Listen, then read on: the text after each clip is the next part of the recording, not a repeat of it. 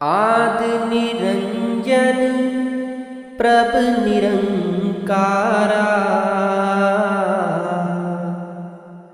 सब में वर्ते आप निरारा। संगत जी, बाबा जी ने आज ब्यास में सत्संग फरमाया है।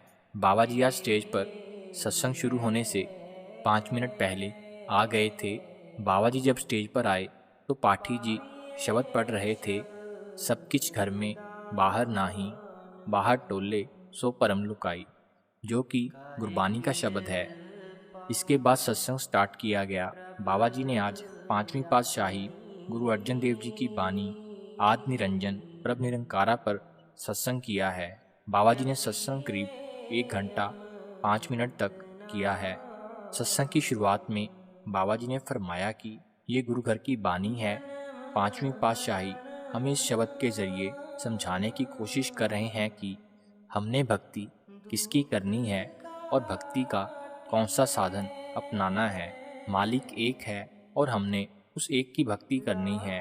बाबा जी ने आगे समझाते हुए फरमाया कि हमने अपने आप को जात पात में बांटा हुआ है, धर्मों में बांटा हुआ है, लेकिन ये धर्म जात पात सिर्फ इंसान ने बनाई है। मानते सभी धर्म यही है कि मालिक एक है, लेकिन फिर भी हमने अपने आप को अनेकता में बांटा हुआ है।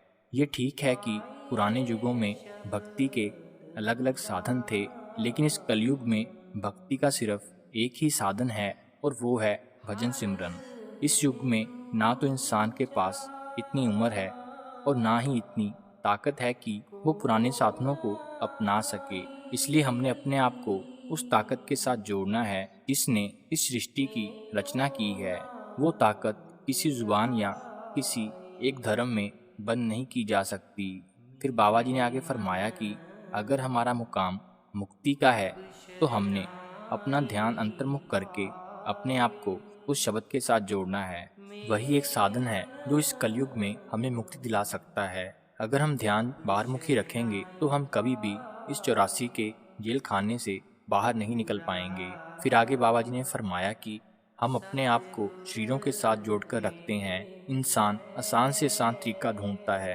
आसान तरीका क्या है कि जो महापुरुष हमारे सामने बैठा है हम उसको माथा टेकना शुरू कर देते हैं। अब शरीर यहाँ किसी का सदा वास्ते रह नहीं सकता। एक दिन सबने विछोड़ा दे देना है। हमारे रिश्तेदार यार दोस्त हमेशा के लिए हमारे साथ नहीं रह सकते। अंत समय में अगर हमारे साथ कुछ जाएगा तो वो है हमारी भजन बंदगी। माली के घर में ये नहीं देखा जाएगा कि हम कौन सी कुल से हैं या हमारे यार दोस्त कौन हैं। फिर बाबा जी ने कर्मों को लेकर समझाया कि कर्मों का हिसाब हर एक को देना पड़ता है। बड़े बड़े महापुरुष आए, उनको भी अपने कर्मों का हिसाब देना पड़ा। अगर हम सोचें कि हमारे कर्म कोई और उठा लेगा तो ये हमारी गलत फहमी है।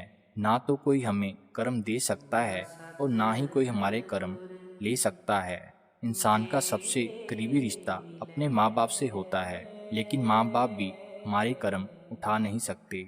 हम भजन बंदगी करेंगे, अंदर से हमें ताकत मिलेगी, तभी हम इन कर्मों को खत्म कर पाएंगे, वरना हम कर्मों के बोझ के नीचे दबकर रह जाएंगे।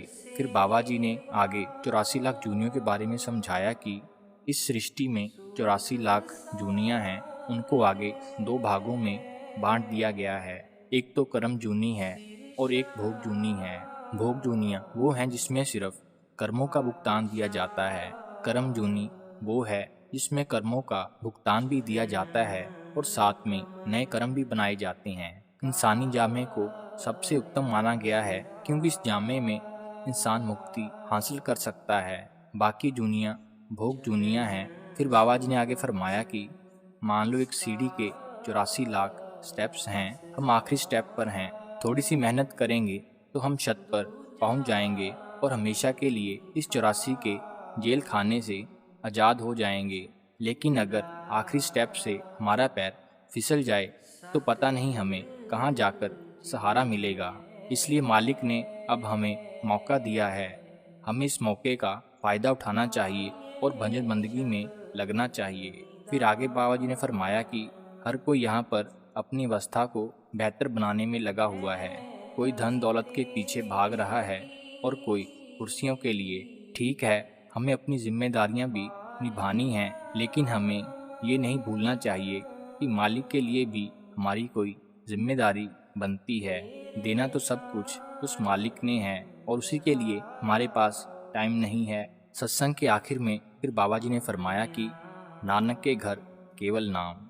उस मालिक के घर में सिर्फ एक चीज़ की पहचान है और वो है नाम की कमाई, शब्द की कमाई।